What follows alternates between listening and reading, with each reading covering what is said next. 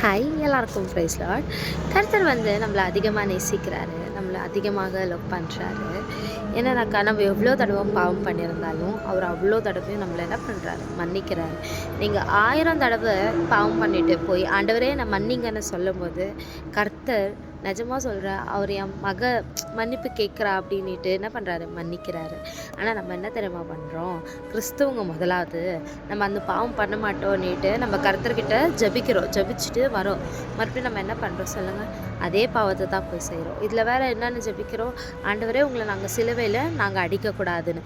ஆனால் நம்ம என்ன பண்ணுறோம், ஆண்டவரை சிலுவையில் நம்ம கைகளால் நம்ம அடிக்கிறோம். நம்ம பாவத்தை பண்ணி போய் சேத்துல விழுற மாதிரி நம்மளும் அந்த பாவத்தில் போய் மீண்டும் மீண்டுமாக விழுறோம். எல்லாருக்கும் ஒன்று சொல்கிறேன், நம்மளால் முடியாது அந்த பாவத்தை விட்டு விலகி வர்றதுக்கு. கண்டிப்பாக ஆண்டவரால் முடியும்.